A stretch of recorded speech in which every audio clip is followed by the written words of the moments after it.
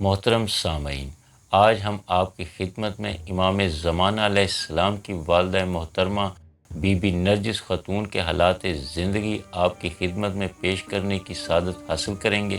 کتاب غیبت توسی کے مطابق ابو الحسین محمد بن بحر بن سہل شیبانی الرحنی سے روایت ہے کہ بشر بن سلمان بردہ فروش جو حضرت ابو ایوب انصاری کی اولاد میں سے تھا اور حضرت ابو الحسن اور حضرت ابو محمد کے دوست داران میں سے تھا اور سامرہ میں ان دونوں حضرات کا پڑوسی بھی تھا، اس نے بیان کیا ہے کہ ایک دن میرے پاس کافور کا خادم آیا اور کہا کہ مولا ابو الحسن علی بن محمد امام علی نقی علیہ السلام نے تم کو بلایا ہے۔ تو میں آپ کی خدمت میں پہنچا اور آپ کے سامنے بیٹھ گیا۔ آپ نے فرمایا، اے بشر، تم انصار کی اولاد میں سے ہو اور تم لوگوں کو موالات اور دوستی سلف سے خلف تک وراثتاً منتقل ہوتی جا رہی ہے اور تم ہم اہل بیت کے معتمد اور قابل بھروسہ ہو، تو آج میں تمہیں مزید ایک فضیلت و شرف سے نوازتا ہوں کہ جس کے سبب سے تم ہمارے شیعوں میں دوستی و موالات کے اعتبار سے سب سے بڑھ جاؤ گے۔ یہ رازداری کی بات ہے، میں تمہیں ایک کنیز خریدنے کے لیے روانہ کر رہا ہوں۔ پھر آپ نے رومی زبان اور رومی رسم الخط میں ایک خط لکھا، اس پر اپنی مہر لگائی، پھر ایک زرد رنگ کی تھیلی نکالی جس میں 220 دینار تھے اور فرمایا، یہ خط اور تھیلی لو اور فلاں دن قبل از دوپہر فرات کے پل پر پہنچ جاؤ۔ آپ نے فرمایا، جب تم پہنچو گے تو ایک جانب چند کشتیاں اسیروں کی نظر آئیں گی، ان میں چند کنیزیں بھی ہوں گی۔ وہاں بنی عباس کے عمائدین کے وکلاء اور کچھ عرب کے نوجوان بحیثیت خریدار تمہیں ملیں گے۔ تم عمر بن یزید بردہ فروش کے سامنے ذرا دور دن بھر کے لیے کھڑے ہو جانا۔ اسی اثناء میں وہ خریداروں کو دکھانے کے لیے ایک کنیز کو لائے گا جو ان صفات کی ہوگی اور گف بنے ہوئے حریر کے 2 کپڑے پہنے ہوئے ہوگی اور خریداروں کے سامنے جانے اور ان کے ہاتھ لگانے اور چھونے سے انکار کرتی ہوگی۔ ایک باریک پردے کے پیچھے بیٹھی ہوئی اپنی رومی زبان میں فریاد کر رہی ہوگی اور مجھے معلوم ہے کہ وہ کیا کہتی ہوگی۔ وہ کہتی ہوگی کہ ہائے میری پردہ داری، اور بعض خریدار کہیں گے کہ ہم اس کے 300 دینار دیں گے کیونکہ یہ بہت زیادہ پاک دامن معلوم ہوتی ہے۔ لیکن وہ کنیز کہے گی کہ اگر تو سلیمان بن داؤد یا ان کے مثل کوئی اور بادشاہ بن کر بھی آ جائے تو مجھے بالکل بھی پسند نہیں آئے گا۔ بردہ فروش کہے گا کہ میں کب تک تجھے فروخت نہ کروں گا، بالآخر تجھے فروخت کرنا ہی پڑے گا۔ لیکن کنیز کہے گی کہ تجھے جلدی کیوں ہے، یہ بھی ضروری ہے کہ میں اپنے لیے ایسا خریدار منتخب کر لوں جس کی وفاداری اور امانت داری پر میرا دل مطمئن ہو۔ اس وقت تم اپنی جگہ سے اٹھنا، عمر بن یزید بردہ فروش کے پاس جانا اور اس سے کہنا کہ میرے پاس رومی زبان اور رومی رسم الخط میں ایک مرد شریف کا ایک خط ہے جس میں اس نے اپنے کرم و وفا و شرافت اور سخاوت کو بیان کیا ہے۔ تم یہ خط اس کنیز کو دے دو تاکہ وہ اس صاحب خط کے اخلاق و عادات کے متعلق غور کرے۔ اگر وہ اس کے ہاتھ فروخت ہونے پر راضی ہو جائے تو میں اس مرد شریف کا وکیل ہوں، اسے خرید لوں گا۔ بشر بن سلیمان کا بیان ہے کہ اس کنیز کے متعلق امام علی نقی علیہ السلام نے جو کچھ حکم دیا تھا میں نے اس کی پوری تعمیل کی۔ اس کنیز نے آپ کے خط کو دیکھا تو زار و قطار رونے لگی اور عمر بن یزید سے کہا کہ تم مجھے اس کے ہاتھ فروخت کر دو، اور میں حلفاً کہتی ہوں کہ اگر تم نے مجھے اس صاحب خط کے ہاتھ فروخت کرنے سے انکار کیا تو میں جان دے دوں گی۔ پھر میں اس کی قیمت کے لیے مول تول کرنے لگا، یہاں تک کہ قیمت وہی طے پا گئی جو میرے مولا نے میرے حوالے کی تھی۔ میں نے اس کی قیمت ادا کی اور وہ خوش و مسرور کنیز میرے حوالے کر دی گئی۔ میں اسے لے کر بغداد میں اس حجرے کی طرف چل دیا جہاں پر مقیم تھا، مگر اس کنیز کو چین نہ تھا۔ بار بار خط کو اپنی جیب سے نکالتی، اسے چومتی، آنکھوں سے لگاتی، رخساروں پر رکھتی اور سینے سے لگاتی تھی۔ میں نے حیرت سے کہا تو اس صاحب خط سے واقف بھی نہیں ہے اور پھر اس کے خط کو اس والہانہ طریقے سے بوسے دے رہی ہے؟ کنیز نے جواب دیا، اے اولاد انبیاء کی معرفت نہ رکھنے والے، ذرا غور سے سن، میں کیسر روم کے فرزند یشوا کی بیٹی ہوں، میرا نام ملیکہ ہے، میری ماں حضرت عیسیٰ کے وسیع شمون کے حواری کی اولاد میں سے ہے۔ میں تجھے اپنا حیرت انگیز قصہ سناتی ہوں۔ جب میں 13 سال کی تھی تو میرے دادا کیسر روم نے اپنے بھائی کی اولاد میں ایک لڑکے کو میرے لیے منتخب کیا اور شادی کے انتظامات شروع کیے، اور اس کے لیے انہوں نے امیران لشکر، فوجوں کے سرداروں، نقیبوں اور قبائل کے سرداروں میں سے 5000 اشخاص کو اپنے قصر میں مدعو کیا، اور ایک قیمتی تخت جس میں انواع و اقسام کے جواہرات جڑے ہوئے تھے محل سے منگوا کر ایک بلند مچان پر سجایا جس میں 40 سیڑھیاں تھیں۔ جب اس کے بھائی کا لڑکا اس مچان پر چڑھا تو ہر طرف سلیبیں لٹکی ہوئی تھیں، پوپ پادری قطار میں کھڑے تھے، انجیل کے بہت سے نسخے کھلے ہوئے تھے کہ اچانک سلیبیں ٹوٹ کر زمین پر آ رہی، مچان کے بائے ٹوٹ گئے اور تخت پر بیٹھنے والا تخت سے گر کر بے ہوش ہو گیا۔ اب کیا تھا؟ سب کے چہرے زرد ہو گئے، جسم لرزنے لگے۔ ان کے سردار نے میرے جج سے کہا، اے بادشاہ، آپ مجھے اس منحوس تقریب سے باز رکھیں، یہ دین مسیح اور آسمانی مذہب کے زوال کی نشانی ہے۔ میرے جد نے بھی اس سے فعل بد لیا اور غلاموں سے کہا، اس مچان کے پایوں کو دوبارہ کھڑا کرو اور پھر اسی طرح سلیبیں لٹکا دو، اور اس بدکار و منحوس دلہا کے بھائی کو بلا لو تاکہ میں اس سے اپنی بیٹی کی شادی کر دوں۔ ممکن ہے کہ یہ نحوست دور ہو جائے۔ مگر جب اس کو دلہا بنا کر تخت پر بٹھایا گیا تو اس کا بھی وہی حشر ہوا جو پہلے کا ہوا تھا۔ یہ دیکھ کر مجمع منتشر ہو گیا۔ میرے جد کیسر روم وہاں سے غمگین و ملول اٹھ کر اپنے زنان خانے میں چلے گئے اور دروازوں پر پردے ڈال دیے گئے۔ میں نے اسی شب ایک خواب دیکھا کہ حضرت مسیح و شمون اور ان کے کچھ حواری میرے جد کے قصر میں جمع ہوئے، اور آسمان جیسا بلند ایک نوری ممبر وہاں پر نصب کیا گیا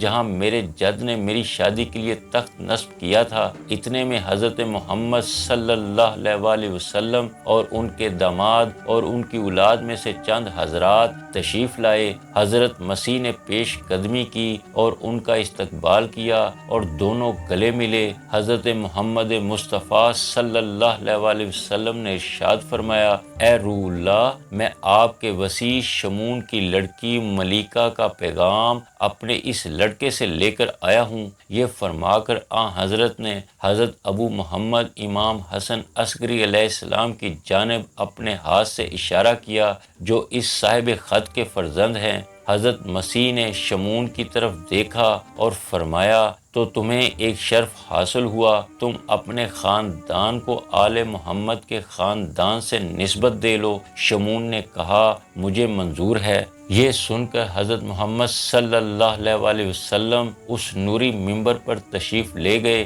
اور انہوں نے میرا نکاح اپنے فرزند سے پڑھ دیا، اور حضرت مسیح، اولاد محمد اور حورین اس نکاح کے گواہ بن گئے۔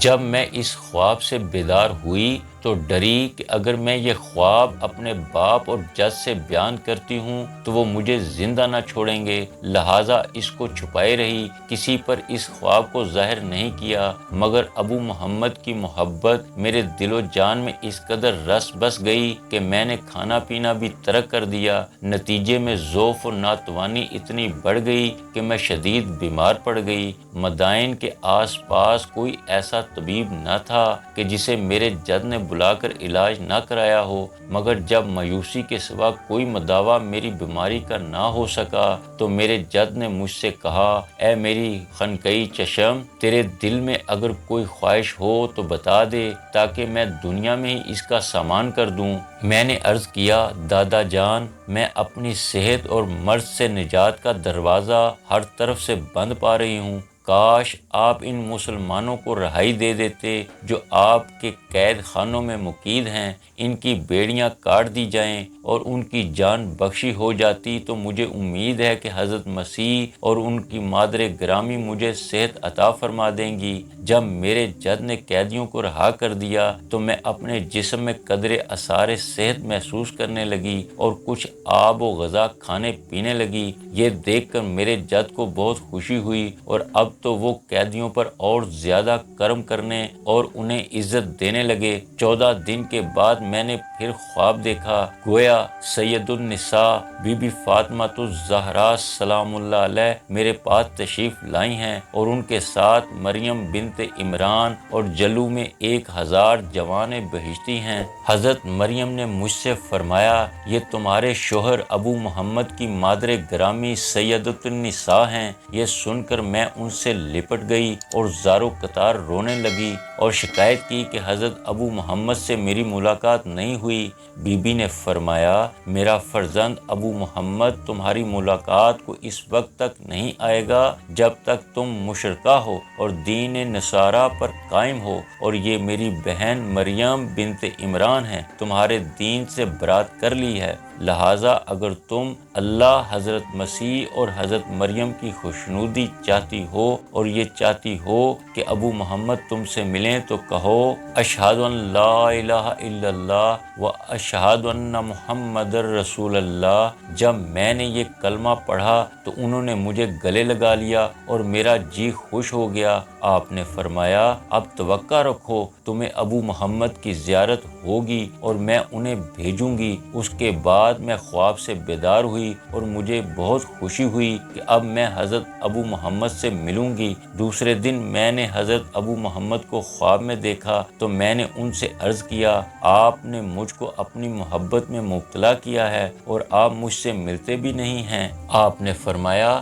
تم سے نہ ملنے کا سبب یہ تھا کہ تم مشرکہ تھیں، اب اسلام قبول کیا ہے، لہٰذا تم سے ہر شب خواب میں ملتا رہوں گا، یہاں تک کہ اللہ ہمیں اور تمہیں ظہر میں بھی ملا دے گا۔ پھر آج تک خواب میں ان کی ملاقات مجھ سے نہیں چھوٹی۔ بشر نے دریافت کیا، مگر تم قیدیوں میں کیسے آ گئیں؟ انہوں نے جواب دیا، ایک شب خواب میں حضرت ابو محمد نے مجھے بتایا کہ تمہارے جد فلاں فلاں دن مسلمانوں سے جنگ کے لیے لشکر روانہ کریں گے، پھر اس لشکر کے عقب میں خود بھی روانہ ہو جائیں گے۔ تم چند کنیزوں کے ساتھ بھیس بدل کر فلاں راستے سے ان کے ہمراہ ہو جانا۔ چنانچہ میں نے ایسا ہی کیا۔ مسلمانوں کے نگران دستے نے مجھے دیکھ لیا، پھر جو کچھ ہوا وہ تمہارے مشاہدے میں ہے، یہ تمہاری اطلاع کے لیے میں نے بتایا ہے، ورنہ کسی اور کو نہیں معلوم کہ شاہ روم کی دختر اس حال کو پہنچی ہے۔ پھر مال غنیمت کی تقسیم میں جس شیخ کے حصے میں آئی، اس نے مجھ سے پوچھا، تمہارا نام کیا ہے؟ تو میں نے خود کو چھپانے کے لیے اپنا نام نرجس بتا دیا۔ وہ حیران ہوا کہ کیا یہ کنیزوں کے نام ہیں؟ بشر کا بیان ہے کہ میں نے کہا، تعجب ہے کہ تم رومی عورت مگر تمہاری زبان عربی ہے۔ اس نے کہا، ہاں، میری جد کی بے حد تمنا تھی کہ میں دیگر زبانیں بھی سیکھوں، اس لیے انہوں نے ایک ترجمان عورت کو مقرر کیا جو صبح و شام آتی اور مجھے عربی بولنا سکھاتی تھی۔ اس طرح میری زبان عربی رواں دواں اور مستحکم ہو گئی۔ بشر کہتا ہے کہ جب میں اس کنیز کو لے کر سامرا آیا اور اسے امام علی نقی علیہ السلام کی خدمت میں پیش کیا تو آپ نے اس سے پوچھا، بتاؤ تمہیں اللہ نے اسلام کی عزت، نصرانیت کی ذلت اور محمد اور ان کے اہل بیت علیہ السلام کا شرف کس طرح بخشا؟ اس نے کہا، فرزند رسول، اب میں کیا عرض کروں، آپ کو تو اس کا علم مجھ سے زیادہ ہے۔ امام علیہ السلام نے فرمایا، میں چاہتا ہوں کہ تم 2 باتوں میں سے ایک بات پسند کر لو، آیا تم 10,000 دینار پسند کرو گی یا ہمیشہ ہمیشہ کے لیے شر پسند کرو گی؟ اس نے عرض کیا، ہمیشہ ہمیشہ کے لیے شر پسند کروں گی۔ آپ نے فرمایا، اچھا تو پھر تمہیں ایک بیٹا مبارک ہو جو شرق سے غرب تک ساری دنیا کا مالک ہوگا اور زمین کو عدل و انصاف سے اس طرح بھر دے گا جیسے وہ ظلم و جور سے بھری ہوگی۔ اس نے پوچھا وہ بیٹا کس سے ہوگا؟ آپ نے فرمایا فلاں سال فلاں مہینہ اور فلاں تاریخ کو رسول اللہ صلی اللہ علیہ وسلم نے تمہارے لیے کس کا پیغام دیا تھا، اور حضرت مسیح اور ان کے وسیع نے کس سے تمہارا نکاح قبول کیا تھا؟ اس نے عرض کیا آپ کے فرزند حضرت ابو محمد سے۔ آپ نے فرمایا کیا تم ان کو پہچانتی ہو؟ اس نے عرض کیا جس شب کو میں حضرت سیدۃ النساء کے ہاتھوں اسلام لائی تھی، اس شب سے آج تک کوئی شب ایسی نہیں گزری جس میں نے ان کو خواب میں دیکھا نہ ہو۔